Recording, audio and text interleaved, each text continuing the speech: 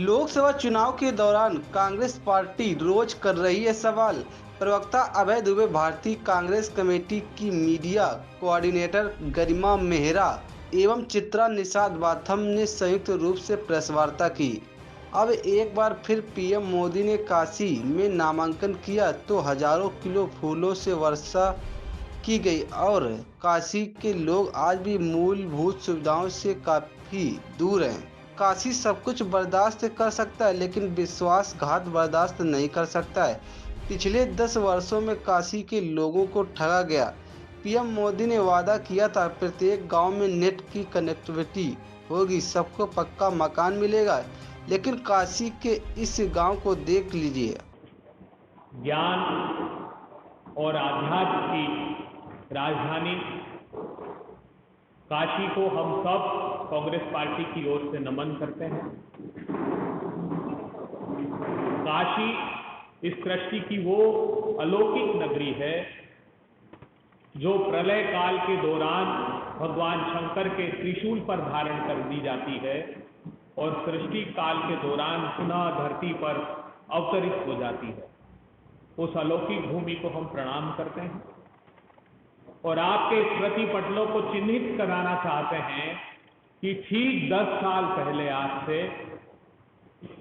हमारे आज के देश के प्रधानमंत्री, जो उस समय प्रधानमंत्री पद के उम्मीदवार थे, काशी आए थे और उन्होंने सबसे पहला वक्तव्य नामांकन भरते हुए जो कहा था, वो कहा था कि मां गंगा ने मुझे बुलाया।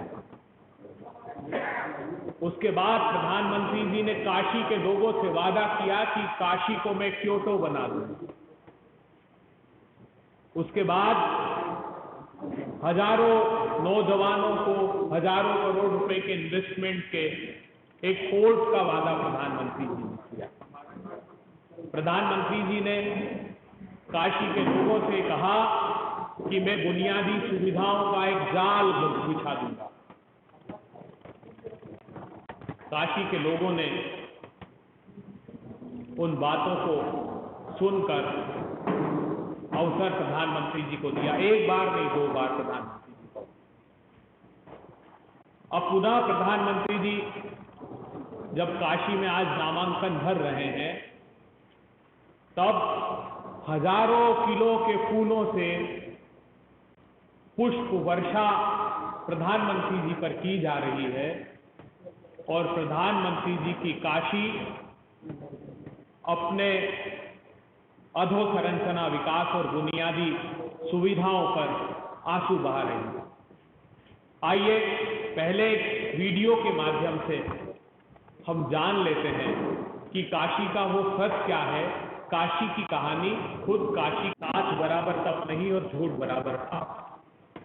काशी सब कुछ बर्दाश्त कर सकता है मगर काशी विश्वनाथ धाम की नगरी विश्वासघात बर्दाश्त नहीं कर।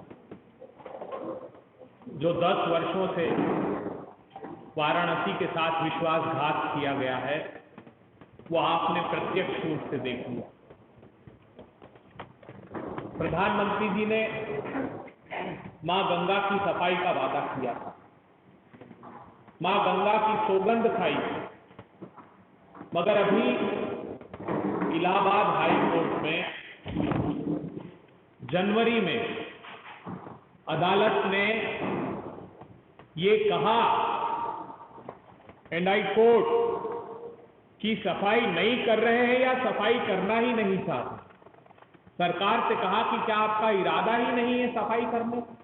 उसके पहले भी सुप्रीम कोर्ट ने कहा था कि सिंगल ड्रॉप भी क्लीन गंगा का नहीं हुआ। आप चौंक जाएंगे ये बात जानकर कि जो सरकार ने हलफनामा दायर किया है कोर्ट में, उसमें यह कह दिया कि हाँ 40% सीवर का पानी अभी भी मां गंगा में डाला जाता है। तो मैं मेरे देश के प्रधानमंत्री से प्रश्न करना चाहता हूं कि क्या प्रधानमंत्री जी गंगा की भी झूठी सौगंध खाई जा सकती है? प्रधानमंत्री जी ने, भारतीय जनता पार्टी की सरकार ने कहा कि हम एक आदर्श ग्राम योजना लाए, प्रत्येक सांसद 1-1 या 2-2 या जितने संभव हो वो गांव गोद लेगा। प्रधानमंत्री जी ने भी कई गांव गोद लिए। वहां ये तय हुआ, दो युवा पत्रकारों ने आप ही की तरह ओज और ऊर्जा से भरे युवा पत्रकारों ने मानस बनाया कि हम जाकर देखते हैं कि आदर्श ग्राम योजना का कद क्या है और प्रधानमंत्री की कंस्टिट्यूएंसी में ही देखते हैं। तो ये जो दृश्य बताए गए थे ये डोमरी गांव के थे। सारे गांवों में उन्होंने विजिट किया। वहां ये पाया कि नल तो लगाए प्रतीकात्मक रूप से, लेकिन उसमें पानी नहीं आता। कुछ लोग हैं जो 100 रुपए में पानी बेचते हैं, आवाज लगाई जाती है, पानी भरकर लाते हैं तो वो भाव विभोर होकर नागरिकों ने बताया कि पानी को कपड़े से, हमारे दुपट्टों से छानना पड़ता है, लेकर आते हैं जब हम खरीद कर पानी को। शौचालयों में सामान भरा हुआ है, दरवाजे नहीं है और शौचालय फंक्शनल ही नहीं है, जबकि ये वादा